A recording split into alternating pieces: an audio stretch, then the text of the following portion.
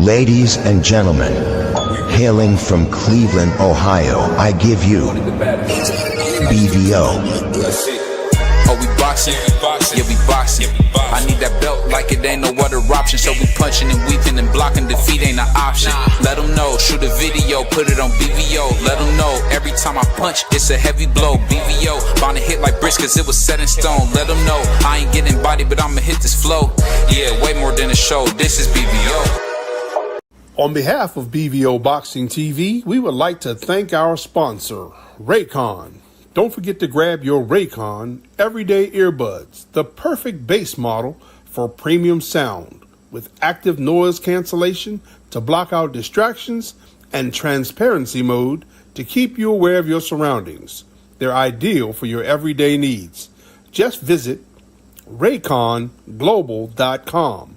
That's rayconglobal.com and elevate your listening experience.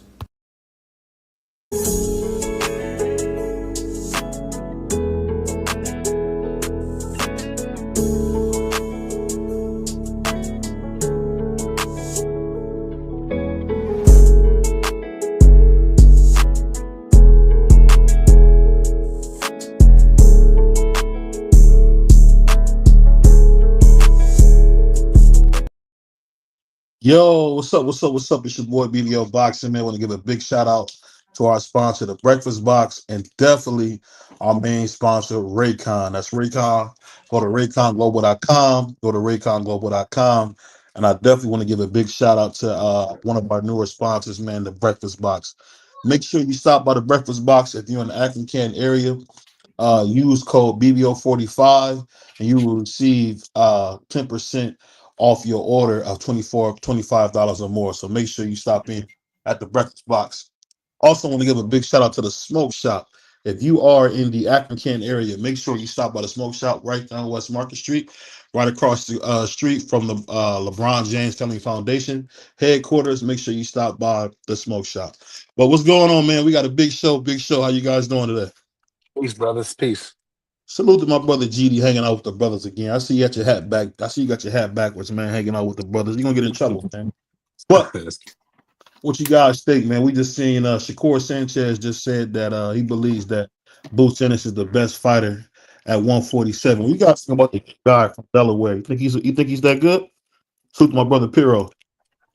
Yes, Jaron Boots Ennis is the best guy at 147, and I've been saying this for a while. I know he had a couple of not so well fights with Kyren. The two fights he had with Kyren, people didn't like his performance. They thought there were some things that was lacking in Jaron Boots Ennis, and there's a couple of things that could have played a factor in that situation. But nevertheless, we just seen him on Saturday night. He fought the number 2 guy that's ranked in the division in Stanionis, and we seen that man pretty much stop the man at the end of the 6th round. I mean, the man never came out for the 7th round. So, I mean, the man, like I said, Stanionis had never been down. He went down in the 6th round from 4 consecutive uppercuts to the body, and then he went to the corner and never came back out. I don't know if it was the corner that stopped it or if he actually stopped himself, but nevertheless, he never came back out. So with a performance like that, you gotta tip the hat off, because prior to that, I mean, he was considered the best guy in the division. And that's what most people said. He was the best guy in the division, and he just proved it on Saturday even more. I definitely agree. I definitely agree with that. I'll say this, that BVO might have been wrong. I think Boots Ennis is the second best welterweight behind Brian Norman Jr. But I'll say this. Now we kind of know why Bunchy didn't want that Boots Ennis smoke. I mean, I don't know if you guys seen. It was kind of like Ball Z, because man, he punched Stanionis one time, like he knocked him almost off his feet. So shout out to Boots, man. I don't like Boots. I don't like his trainer or how he talks, but as far as a fighter, he's terrific. He's terrific. Okay. Can't wait to see him more in the ring. But like I said, for me personally, I don't like him, and I don't like to watch him fight. I don't like to watch him talk. I just want to see him fight. If he could just, fight with a piece of tape on his mouth, he'd be perfect. But he usually don't. He usually not the kind of trash talking type of guy. He put on a no, A+ performance. he was talking cash money about the Norman family after that You know what I fight. mean? All right, that's fine. But he I, put on I'm, nevertheless, he put on an A+ performance. He went see, out there and he hold on for he beat the like according to rankings, the second best guy. He unified. Standing on has never been down. We never seen him get whooped on like that. Boots' body assault was on another level. He did a fantastic job. He styled in the fight. He got in his bag, and he just put on his performance. I know he got hit a little bit, but if you go watch the fight, he rolled a lot of those punches. He was rolling with a lot of them, take the impact off. So I think Jaron Ennis I think he's the #1 welterweight in the world.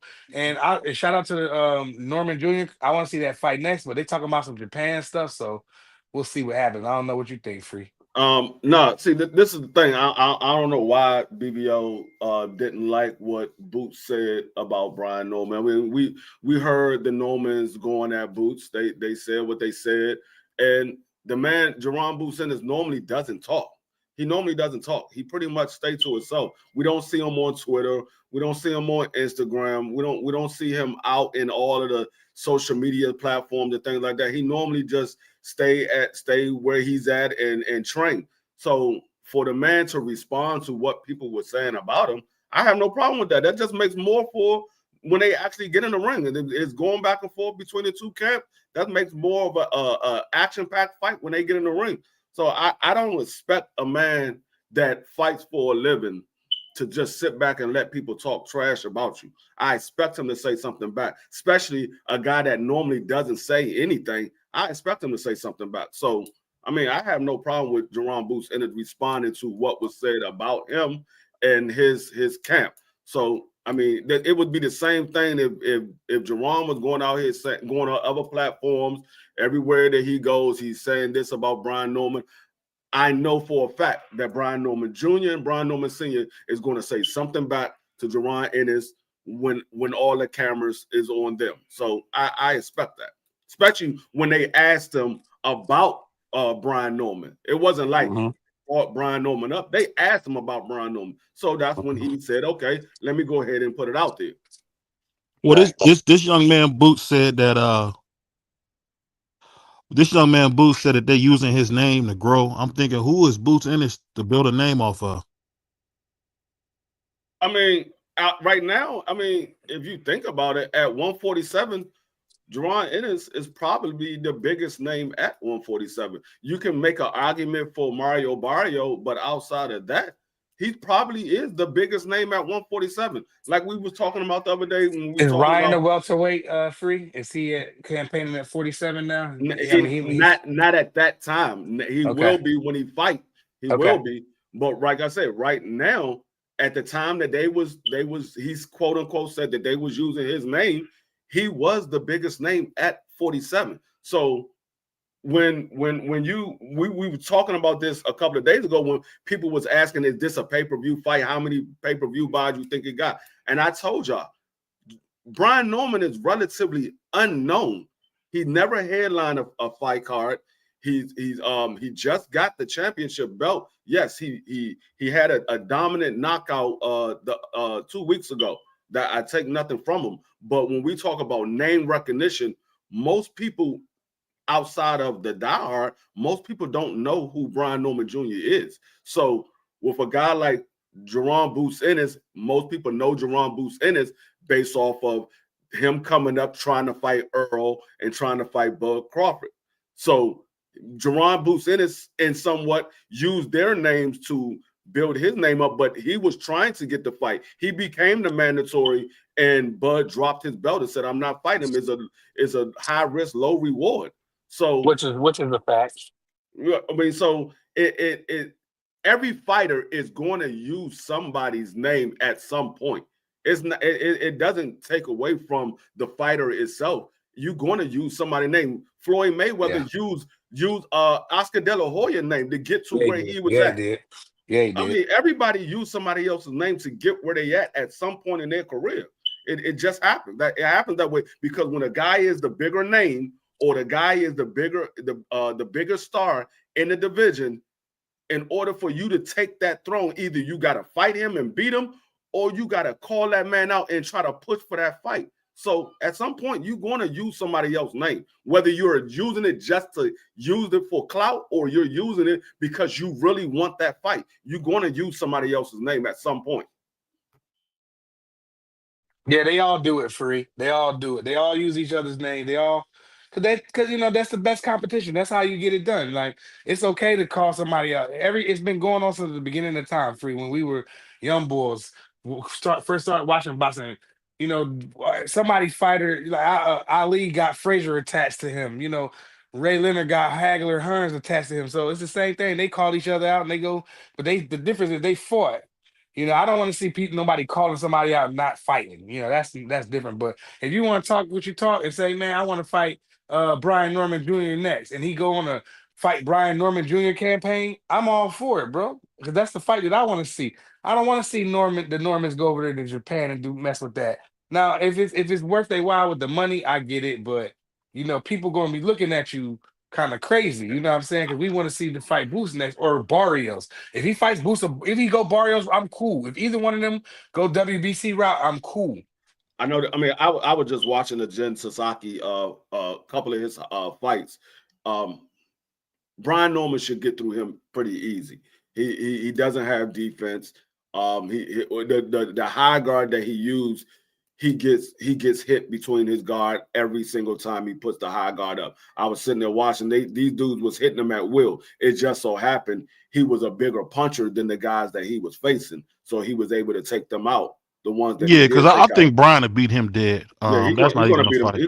He's gonna beat him easy. But I did hear. So if he's doing it just for money, then is that what you're saying? It's just a money grab because this guy's no competition to Norman.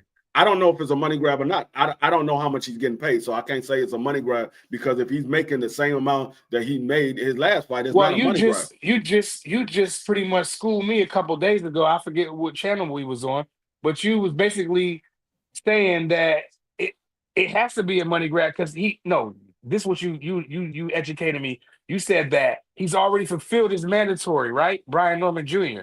Did he already fulfill that guy's? Is he a mandatory? No. That's what I'm saying. So why if it's not a money grab, then what are we doing?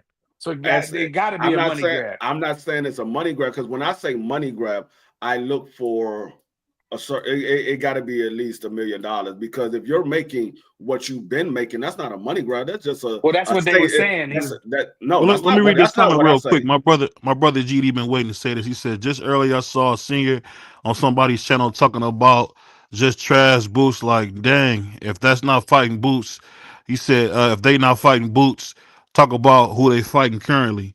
Shout out to my man Screenshot Shelton. He said BVO is my favorite. Shout out to my man Rod. And salute to my man TD. He said, what's good? Salute. Yeah. I'll say this. I think we got to remember when we're talking about Brian Norman, it's pretty much an ego. It's probably like an ego trip because I know he's tired of hearing, oh, you guys only made $100,000. Blah blah blah. So he probably want to take that fight, get $1 million, maybe help him with some leverage. But either way it go, kind of leverage. I think that fight just became 10 times harder. Jaron Ennis hired a nutritionist, I heard, for this past fight, and also he worked on his punch placement. We seen some improvements, but he also took some big shots. My thing is this: if I'm Boots Ennis, I'm gonna stay at 147. I'm gonna wait for Ryan. I'm gonna wait for Tio, and I'm gonna wait for Devin Black Jesus. That's what I'm gonna do. I'm gonna wait on them young guys to come up there and try to beat the life out of them and really build my name. What you guys think about that? To go back real quick to what Pride said, I'm gonna jump onto your question. I think it's more so of a stay busy fight. Remember when Brian Sr. was up here, he said he wants to try to get 5 fights in. So he already had 1 fight earlier this year. He's trying to get a couple of more fights. He said he wants to get 5 fights in or get close to 5 fights as he possibly can. So I think it's more of a stay busy fight because I think he's going to beat this guy pretty easy. But to go back to what you said, it's not so much of him waiting around for them. He's going to be there. He's only 23 years old. I don't think it's too hard for him to make the weight class. No, I said Boots Ennis. I think Boots Ennis should wait there for those guys. No, Boots Ennis ain't waiting on nobody. He's trying to unify. It was the point of waiting on them. They ain't going to help his career. It's no. What are you talking about? Them dudes are super popular, man. I don't care about them being super popular. When you said it, you said you have a goal. They don't push you closer to your goal. Your goal is to be undisputed.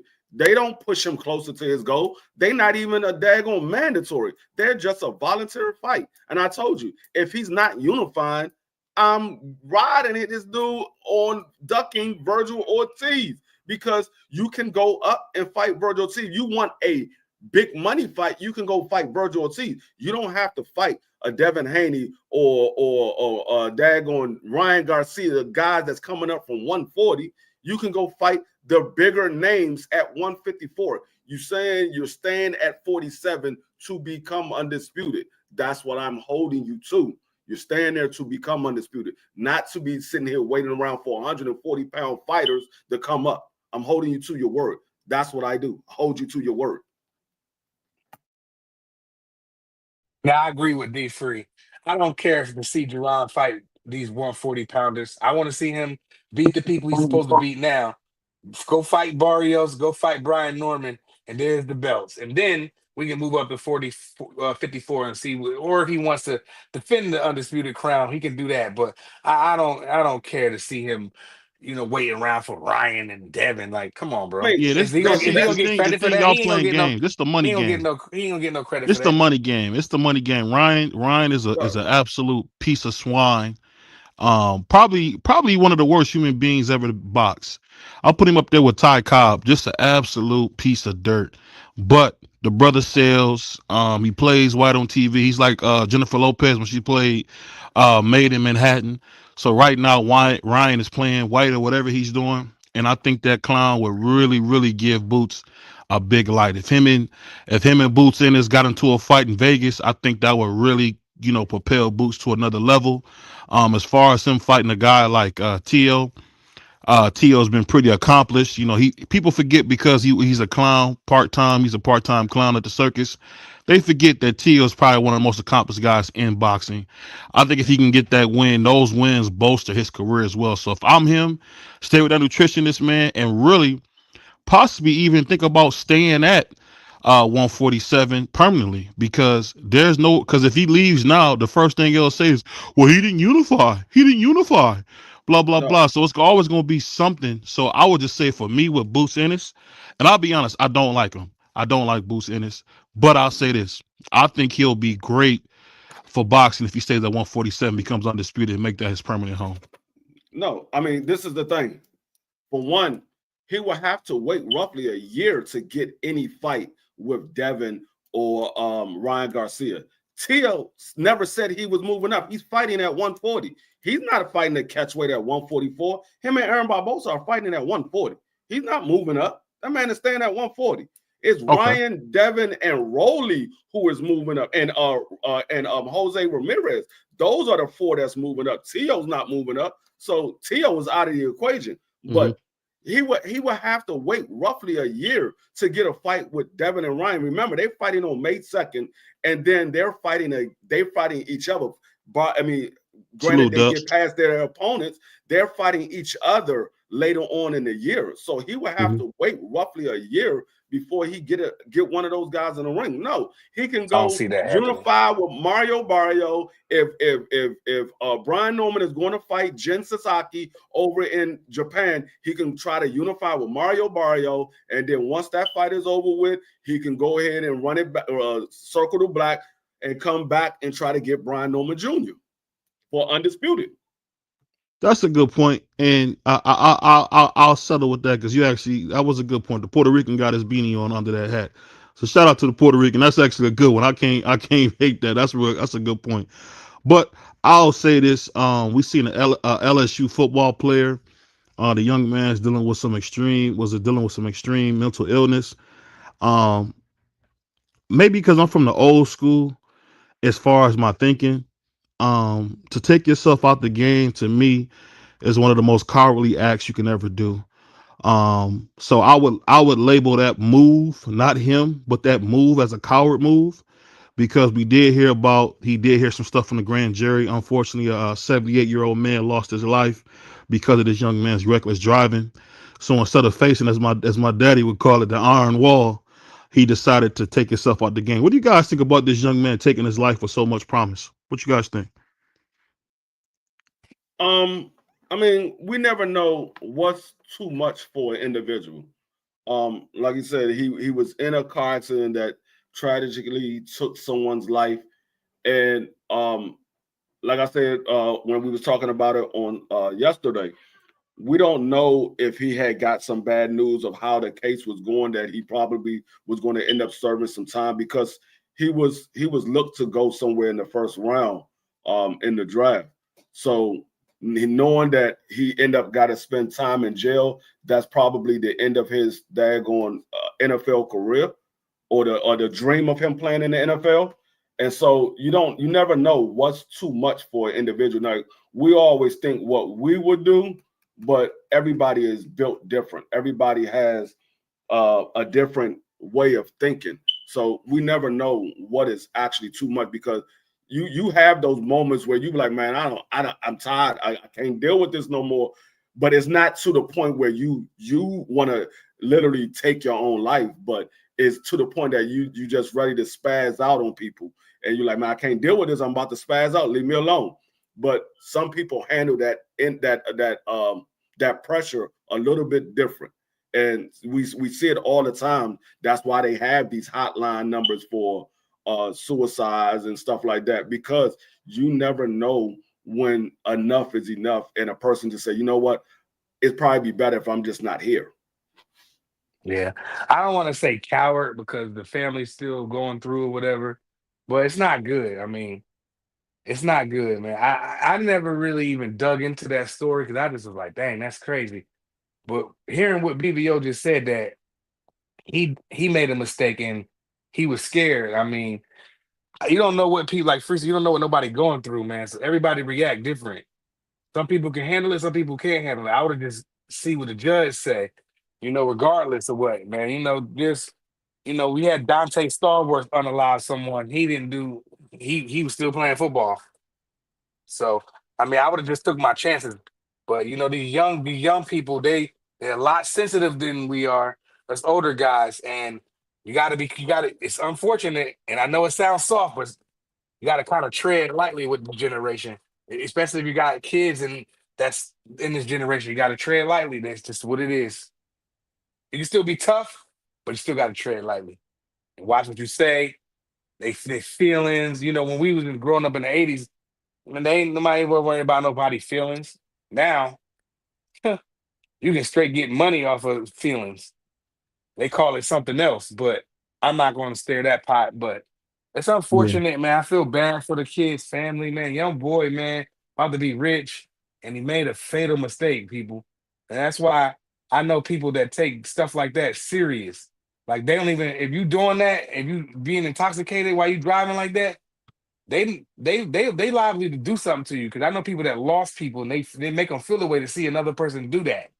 You know what I mean? So it's unfortunate, man. I just pray that all the You know the families and hard thing, everybody's come through, Prize, man. It's and it's the tough, man. thing that infuriates me, and it's not just you and Puerto Rican free, because a lot of people feel this way, but it's a shame that we as a community, and when I say community, I mean Black foundational Black Americans. I think it's a shame that if you say as a Black person, that's a stupid move. That's a bad move. The first thing someone want to come and do and say, well, you don't know what they were going through. And that's why we weak, and that's why we losing. Because at the end of the day, the young man, you know what he was going through. The young man was about to get found guilty for unaliving somebody's grandfather. Somebody's father and grandfather lost their life because he was drinking. So the man is a You piece right? of blood, bro. I mean, if that was your father, your grandfather, Mm, you I want wouldn't him you done. wouldn't be upset, bro. I would Come want on, to be man. there. See, I that's would that be coward stuff, man. I I'm would not be upset. afraid. I'm not I'm gonna be afraid. upset. I'll let you go. Let me say this I real would quick. want my justice Oh, let me say this done. real quick. I'm gonna let y'all go. I promise. I just want to say this. I Hmm. don't forget what I'm Hmm. saying.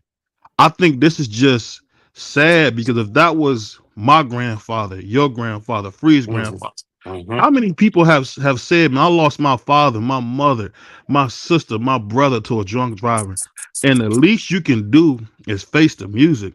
But you Yeah. know what? We got these weak tail black people, man. I call them house niggas, man. We got these house niggas who don't want to tell you what it is. Because if we say what it is, hey, at the end of the day, you know, no one celebrates somebody losing their life. But you know what? I ain't shed no tears. What if the person who lost their grandfather, who lost their father? To That's hell with him. tough. You know, BB don't do no cussing. What the hell with this dude? The It's dude tough. took somebody's grandfather away. Yeah. Why? Why did he Made take young somebody's and dumb. grandfather Made away? he's young. There's He no made a such thing mistake. as young and dumb. It's either you made a Ready. decision.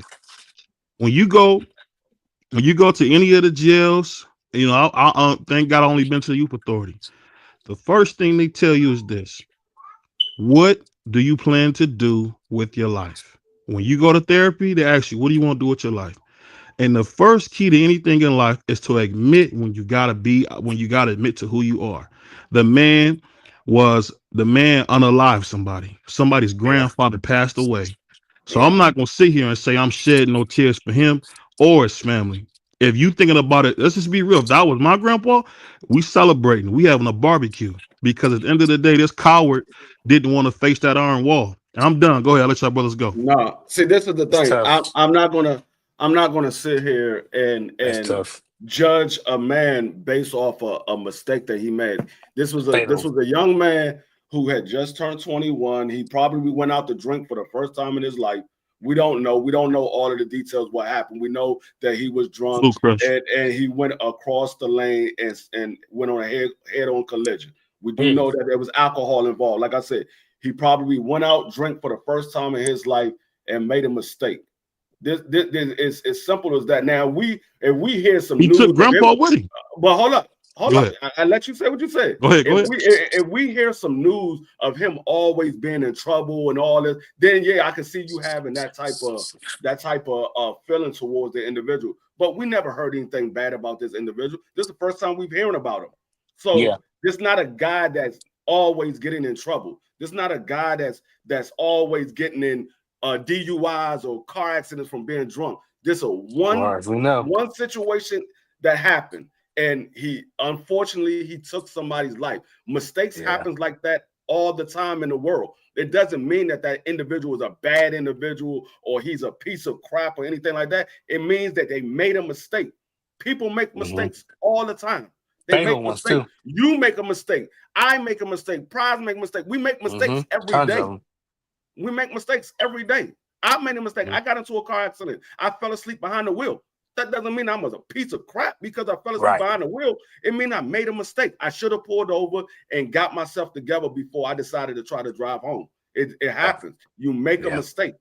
But that's And still, sometimes they just be fatal. I can't judge a man off of one mistake that he made in his life that we know of. Like I said, we don't know anything else. This is the only thing that we know of. He made one mistake. I can't judge him off that one And whether mistake. that mistake was fatal free, he's still a young bull.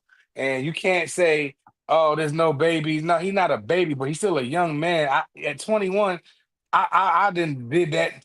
I didn't made that mistake a bunch of times getting behind the wheel, knowing I was hammered, coming back from Atlantic City, doing the most. You know what I'm saying? I knew better. But now that I'm older and I got my CDLs and stuff, I don't use my CDLs for work. I just have them just to have them.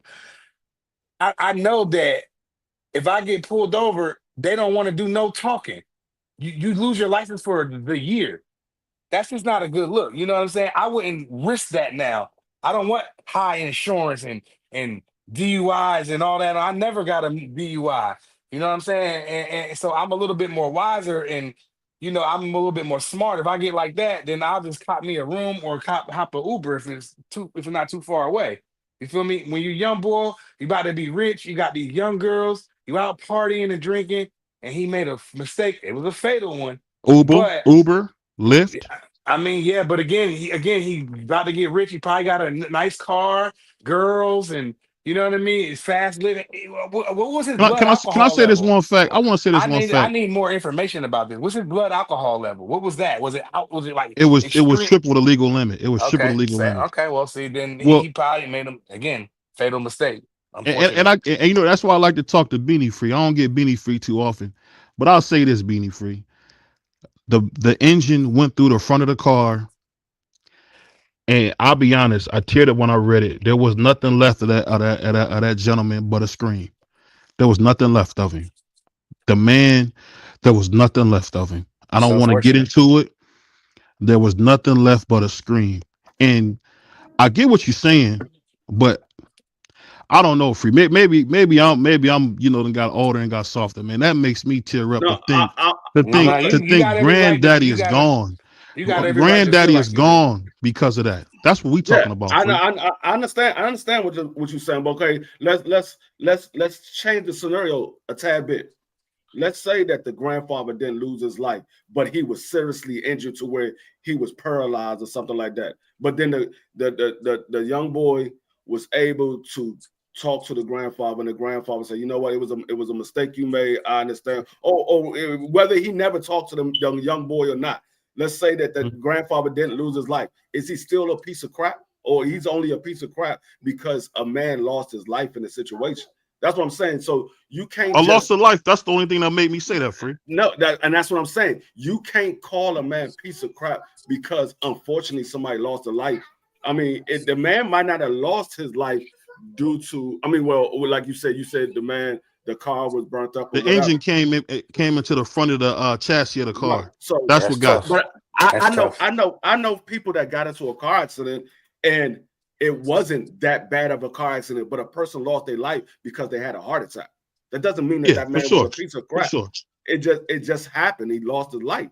So that's why I said I can't say that the individual is a piece of crap because this is a one isolated incident that he had. It was one isolated incident that he had. So I feel like this, Free. Nah, I respect it because I got I know a lot of good people. Shout out to my man, Officer Tommy, Officer Smith. But because you're in law enforcement, you are a cold MF, bro. We talking about daddy is gone because of some crazy nigga drive. And I get it because you from the army. You've been in the military. You've been in the armed forces. I'll put like that. It breaks my heart, man, that you don't got an ounce of sympathy for somebody taking daddy away. He not That's cold.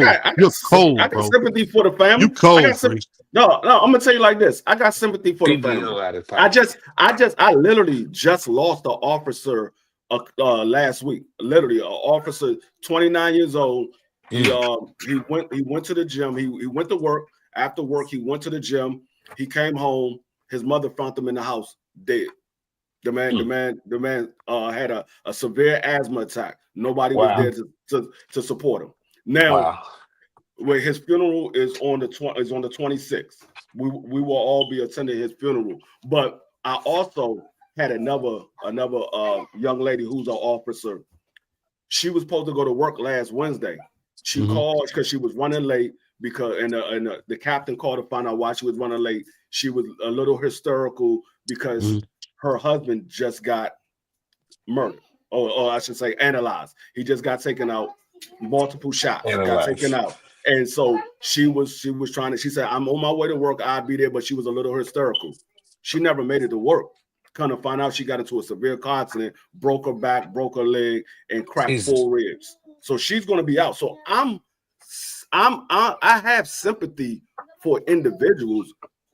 I'm just not going to sit here and crap on a guy that made a mistake. I have sympathy for that family that lost the elderly father or grandfather. I have sympathy for that, but I also have sympathy for the mother that just lost his son because he chose to take his own life.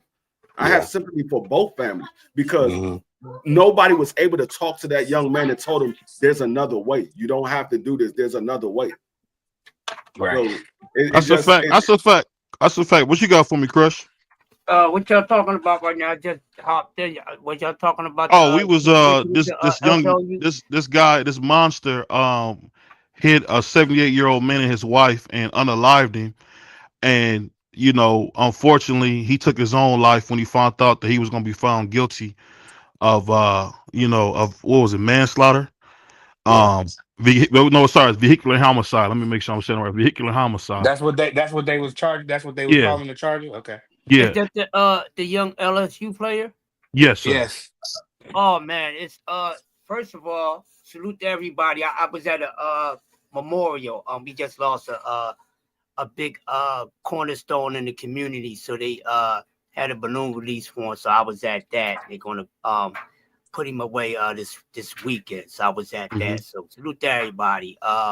That's a sad situation. When I heard about it, I was like, well, what the freak is going on? And then, hearing the story behind it, that's a coward and a monster at the same time. If that makes any sense. And the reason why he's a coward because he wants to use escapism, and take his own life, which I think that's the ultimate sin. No man and no woman should, you don't have to do that. But this is another time and place for that. And that's the easy way out. Because once you perish from here, it's more so than peace. So it's always you worry about the way that you go more so than where you're going afterwards and who you leaving behind. But he's a coward for that because he didn't want to stand up to the consequences that he rightfully deserved for being reckless minded, not giving a teardrop, making freaking sympathy for anybody's life. To put yourself in that position and get behind a vehicle. There's no excuse for that. I know when I know I gotta drive, I know I'm not gonna put too much in my body. Then you go out there and then situation happens, then you take someone's life.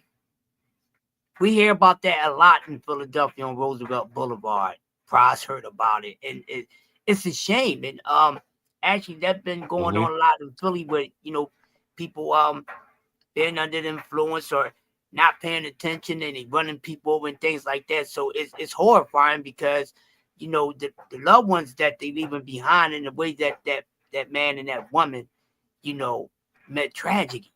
And there's no one, you could never say to me it was written for someone to go out so hard, I don't know the word to describe it, but it wasn't written for no one to go out like that. There's no word. And it's disgusting word. And it's a sad situation. So, I wish he could have been a man and stay here to face his punishment like any other man that's facing a punishment or even did their time because they did something they wasn't supposed to do. And what if the judge? Let me say this real quick before you go. Lenient or something. I'll say this, man. Now, if you guys ever wonder why I love Crush, because that was perfect what you said, and I get what Free's saying. But I just think, man, I'm telling you, dude, I can't tell you how much my grandfather meant to me.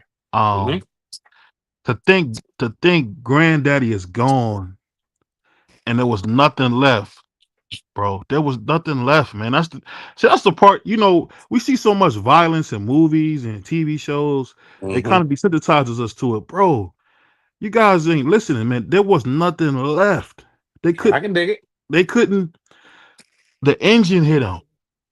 How fast are you driving? Now, this is me who's been working on cars my whole life, just about. You trying to tell me, and I've been in the body shop industry for going on 10 years almost. You telling me you driving so fast that the engine breaks and goes through the doggone chassis? How fast were you driving? You never pushed a car to like $120 before in your life? I've driven a car. The most I've ever driven a car is 110. That was at a speedway. Okay. They got these, they had the long strips. No, I mean, yeah. No doubt. But I'm just saying. Did the car catch on fire? Stop. I'm sorry to dwell on this. We got one last tackle before we get out of here. But did the car catch on fire, BBO? Say it again. I said, did the car catch on fire? Damn. No, not from what I read. I just read it. He was hit so bad that they couldn't, show him to his family. That's what they said. He was messed up really bad. Yeah, really unfortunate. Really unfortunate. I give you another situation. Errol Spence, his car crash. You call him a piece of crap? If he would have took somebody's life? Oh yeah. I mean, according to the reports, he was being chased. Mm-hmm. That's different. No, but if he would have took somebody's life, he would have took somebody's life. He still was driving at a high speed, and if he would have took somebody's life, he would have took somebody's life. Would that be a piece of crap? He definitely was doing $1 something. Yeah, well, you know that's free, man. That's why I like Beanie Free, trying to bring something out. That's the debater in here. He was getting chased though, Free. That's different. He was getting chased. I can't crap on the young man because he made a mistake. He was 21. Like I said, this might have been the first time he had a drink or been out drinking. He was 21. He had just turned 21 earlier this year. So this might have been, or maybe late last year. This might have been the first time he's been out drinking. We looking at it from us being much older. We've been through those times and things like that. So we're looking at it differently. But we remember when we were younger and we was doing stupid stuff just like that when we were that age. So I know how I was when I was 21 up until my early 30s. I know how I was. So I cannot sit here and say this man was a piece of crap because he made a mistake. It was just that. It was a mistake. Like I said, if we had reports of this young man out here doing criminal acts and always getting DUI, that's another story. We can look at it differently. But for a young man to take his own life because he wasn't strong-minded enough to deal with the situation that was being handed to him.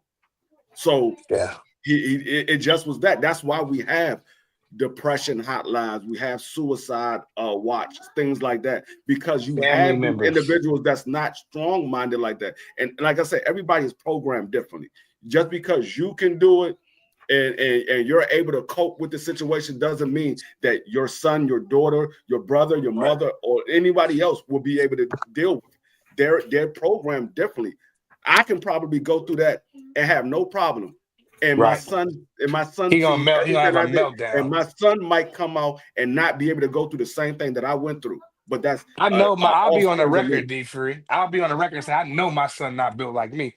He might be twice my size, but he ain't on the inside. He is not built like me. He would not be able to handle nothing like this. And I know it. You're 100% right, D Free. I ain't gonna lie to you, man. I didn't know Free for a couple of years, and I will be honest. And I'm sure most of us can say this. We are all close friends up here. We talk every day, and I'll put like this: Free is one of my best friends in the world. And to hear a good friend of mine say, "Hey, it don't matter that they took Daddy out the game." Wow. That's all I can say. I didn't say it don't matter. I didn't say it don't matter. I say I have sympathy for both. You say you have sympathy for him? I said I have sympathy for both. I definitely do. I didn't say I had sympathy for him. I said I have sympathy for both families. I have sympathy for the family that lost a grandfather and an elderly father. I have sympathy for the mother that lost a child. Right. The mother that lost a child. I didn't say I got sympathy for that young 21-year-old man. Still listen, people. I know y'all want to say 21. Oh, you're grown. Go do this. Some 21 years. Everybody's different. Some 21-year-olds are way mature than the other 21-year-olds. Some 21-year-olds are still running around here like they 15, 16 years old. So it all depends on the person. So the reason I got sympathy for the kid because he probably he crashed out, bro, and he probably should have just stood tall, took it on the chin.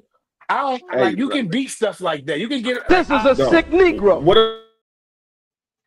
That unalive somebody by driving, and they can do 1 day in jail. Like we don't know what the final outcome probably was going to be. What they say he was going to get life in jail, or he was going to be charged with a capital murder. I don't know. I'm just using. No, he was Free. He was charged with capital murder, and they dismissed it. So he won. But what I'm saying is he won that. He won against the capital murder, but he didn't win. He didn't win against serving jail time. He was going to spend some time in jail. That's what I'm saying. So the capital murder was taken off. The capital murder was taken off, which means that he wasn't getting put to death. Listen what I'm saying. I know somebody recently, maybe it's a couple years ago, it happened like 2 years ago, 3 years ago, but it's still pretty recent. Person's still on probation. Did the same thing. We'll let it go at that because this is subject. Unalive somebody with a DUI and didn't do 1 day in jail. Now this kid got way more money than she did. My man Darkness. It happens all the time. But what I'm saying is, he probably was going to do some jail time. That's the reason why he took his life. Yeah, Because he probably knew something that we didn't know. He probably knew that he was going to do jail time. Like I said, you get word of what's going down, especially if they striking a deal or if they unable to strike a deal, and they say, "Look, this is what's about to come. This is what they." I looked up the lawyer he had free. The lawyer he had charges $13,000 an hour. He had a good lawyer. The lawyer, he did something to get a lawyer like that, bro. I mean, if he I'm pretty sure he got NIL. If he got capital murder taken off the case, he got a good lawyer. Because most times you can't get that taken off. Most times you can't get it taken off. So yeah, he had a good lawyer, but like I said, that's why I would have stood in the pocket and dealt with it. Because if it was one of y'all made a mistake like that, and y'all unfortunately took somebody's life because y'all got behind the wheel, made a bad decision, got behind the wheel, or you got into an argument with your significant other, got behind the wheel and got into a car crash and took somebody's life. I'm not gonna say you a piece of crap. Yeah, I know you. I'm not gonna say you're a piece of crap. You made a mistake, and that's probably the same situation with that individual. He made a mistake. He probably never been in trouble before, and he made a mistake that cost somebody their life. And unfortunately, he couldn't deal with the situation that was given to him, so he took his own. I know next time, man, to make a topic like this last, because the one we got last is my favorite PBC hater. What's the dude with the rubber face? I don't know. The dude who always talking bad about PBC. I just forgot his name. Yeah, YouTuber. I know who you talking about. You talking about my man Hot Rod? No. Oh wow. Damn. Hold on. What's the dude's name? No, man, y'all know I'm talking about the dude who always come with these fake rumors, man, with the glasses. The one that was going crazy on my brother Marty. You talking about that? You talking about that? I thought you was talking about somebody you was bringing up. Me too. No. I'm being serious. Rick Glacier? Rick Glacier. So Rick Glacier just announced that Errol Spence will be fighting Mario Barrios. Yes, thanks, Dub. Actually, everybody. Rick Glacier just announced that Errol Spence is coming back to 147 and fight Mario Barrios. What do you guys think about that lie? You already, it ain't nothing to say. You heard it from the person that you got it from. It ain't nothing to say.